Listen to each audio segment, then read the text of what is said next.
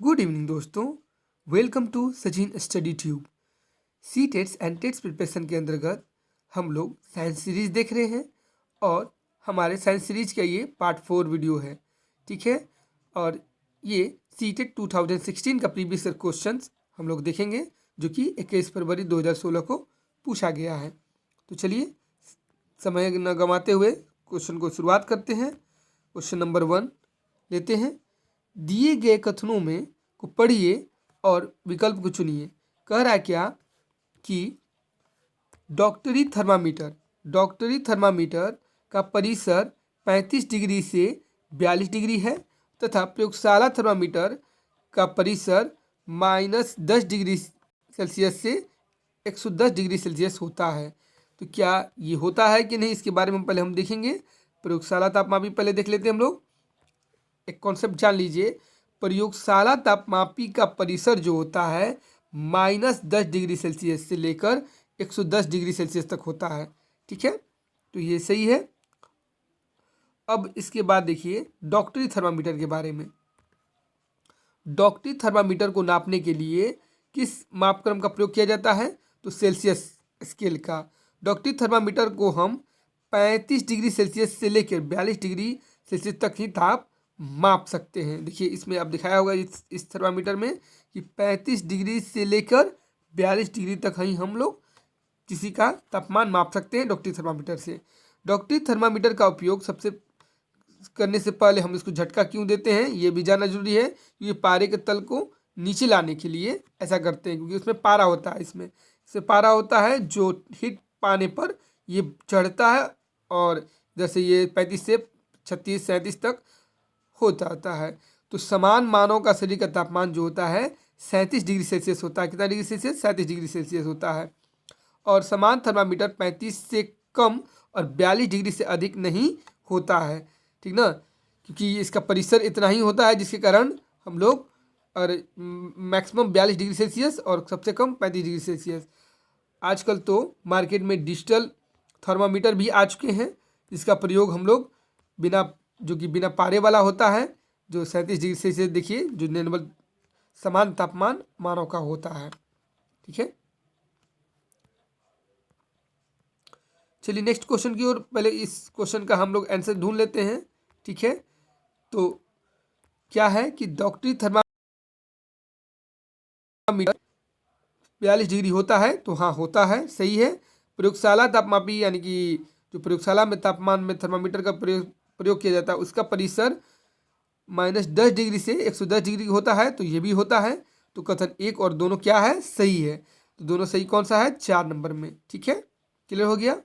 आगे बढ़ते हैं क्वेश्चन नंबर 2 की ओर। कह रहा है कि इस सूची को सूची 1 और सूची 2 को मिलान कीजिए। इसमें सूक्ष्म जीव का सूची 1 में दिया गया है और उसमें उसका वर्गीकरण सूची 2 में दिया गया है। इसको मिलान करना है। तो इस कॉन्सेप्ट को जानने के लिए कि क्या क्या दिया हुआ, जैसे कि दिया हुआ है आपका स्पर्जिलस, लैक्टोबैसिलस, पैरामीशियम, स्पाइरोगाइरा, और इधर दिया हुआ है शैवाल, जीवाणु, कवक, प्रोटोजोआ और विषाणु। तो इन सभी के बारे में जानने के लिए किन से किन का कनेक्शन है, किसमें सूक्ष्म जीव को वर्गीकृत किया गया है, ठीक ना, इसको पहले कॉन्सेप्ट को जानना होगा। तो कॉन्सेप्ट को देखिए। चलिए क्या कहता है, सूक्ष्म जीव को 4 भागों में बांटा गया है। कौन कौन? जीवाणु, कवक, प्रोटोजोआ और शैवाल, बैक्टीरिया, फंगी, प्रोटोजोआ और अलगी। ठीक है, अब इनके बारे में हम लोग डिटेल में जानते हैं, देखते हैं। बैक्टीरिया के अंतर्गत राइजोबियम नामक जीवाणु होता है जो पौधे के नाइट्रोजनीकरण में सहायता करता है, इस दलहनी पौधों के नाइट्रोजनीकरण में। ठीक है, इसके बाद लैक्टोबेसिलस नामक जीवाणु होता है जो दूध से दही जमाने के काम करता है। ठीक है, अब देखिए, और ये जीवाणु 2 प्रकार के होते हैं, एक स्पाइरल जीवाणु और एक छड़नुमा जीवाणु। ये लंबा लंबा और एक थोड़ा सा मुड़ा मुड़ा सा।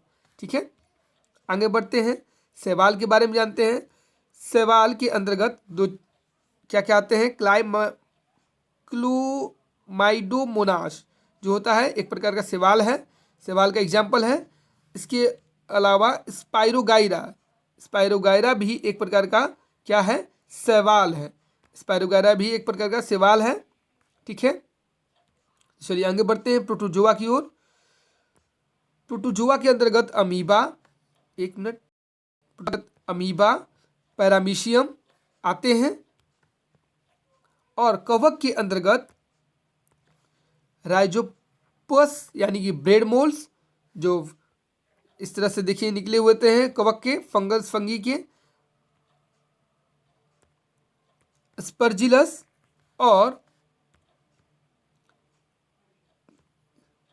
प्लिंसियम, ठीक है, पेंसियम, पेलिंशियम, ये सब जो होते हैं क्या किस में आते हैं, आपके कवक में, फंगी में आते हैं। तो चलिए इसको अगर आपने देख लिया है तो फिर से इसको क्वेश्चन को डील करते हैं हम लोग।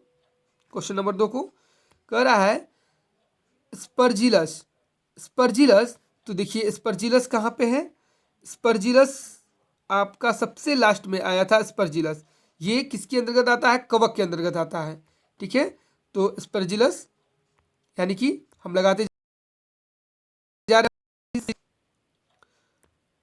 स्पर्जिलस, ए 3 के कवक के अंतर्गत, ए और 3 कहाँ पर है, 1 3 यहाँ पे है, 1 नंबर और 3 नंबर, ये और दोनों ऑप्शन कट गए, बाहर हो गए, ठीक है।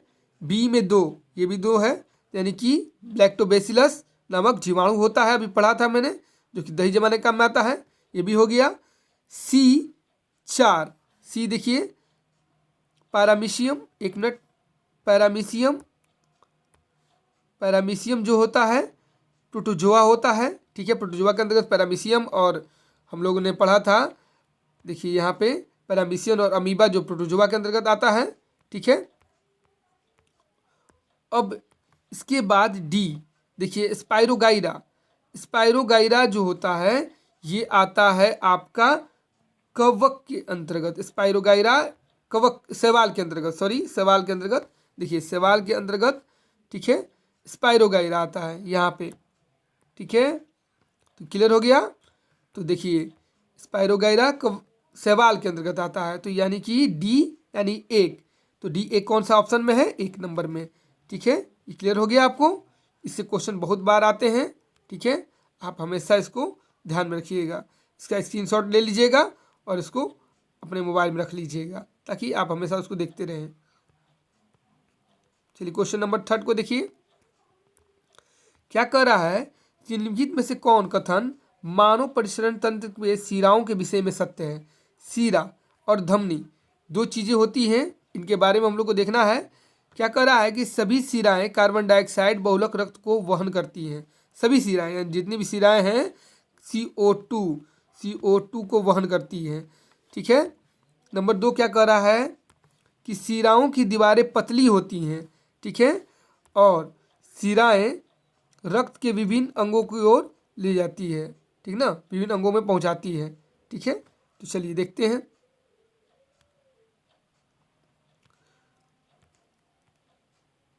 एक मिनट, क्या कह रहा है ये, रक्त, शिराएं रक्त को विभिन्न अंगों से हृदय की ओर ले जाती है, ठीक है। तो चलिए ठीक है, अब हम पढ़ते हैं आगे कॉन्सेप्ट को, कॉन्सेप्ट जानते हैं क्या कह रहा है, शिराओं के बारे में अभी देखेंगे। शिराएं जो है रिटर्न करती है, हृदय में ले जाती है, ये देखिए दिखा रहा है। चलिए इसके बारे में देखते हैं हम लोग। वे रक्त वाहिनियाँ जो कार्बन डाइऑक्साइड समृद्ध रक्त को शरीर के सभी भागों से वापस हृदय में ले जाती है, ठीक ना, क्या कहलाती है, शिराएं कहलाती है। जबकि धमनी शुद्ध रक्त को हृदय से सभी भागों में फैलाने का काम करता है।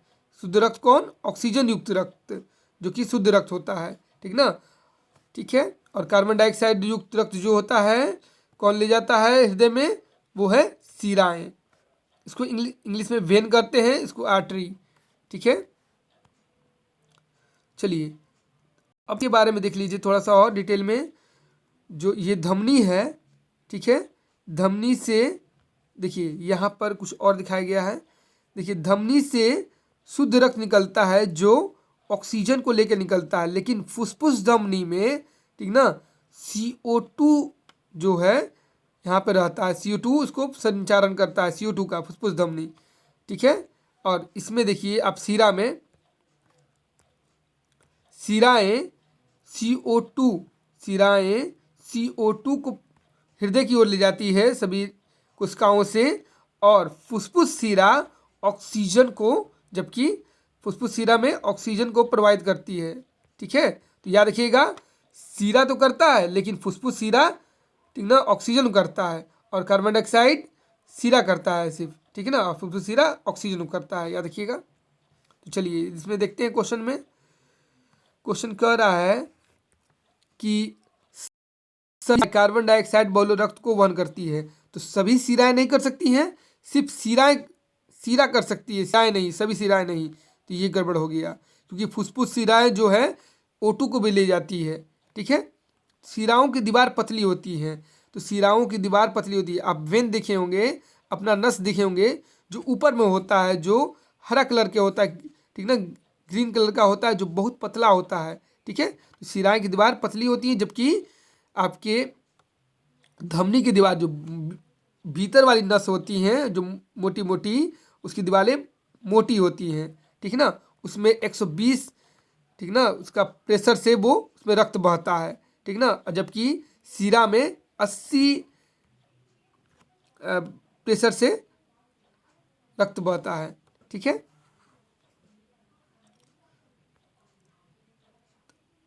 पास्कल, 80 पास्कल से, ठीक है ना, रक्त बहता है। तो शिराएं, अब क्या कर रहा है, शिराएं रक्त के विभिन्न अंगों से हृदय की ओर ले जाती है। तो हाँ, शिराएं विभिन्न अंगों से रक्त हृदय की ओर ले जाती है, यानी कि ये बी और सी दोनों सही है। तो बी और सी इसका ऑप्शन नंबर 1। चलिए आगे बढ़ते हैं। अगर इसके बारे में जानकारी ज़्यादा लेनी हो तो इसमें अलग से एक वीडियो बना दूंगा मैं, ताकि आप उसके बारे में डिटेल में देख पाएँ। अब आते हैं सिर और, एक मिनट, सिर और ऊपरी जबड़े के बीच के जोड़ का उदाहरण। ठीक है, तो ये है ऑप्शन श्रेणी संधि, जिसको प्लीविक ज्वाइंट भी कहते हैं, बंद संधि फिक्स ज्वाइंट, कंदुक खलिका संधि, और इसको बॉल एंड सॉकेट ज्वाइंट कहते हैं, हिंज संधि या हिंज ज्वाइंट कहते हैं। ठीक है, तो चलिए इसके बारे में डिटेल में जानते हैं हम लोग संधि के बारे में।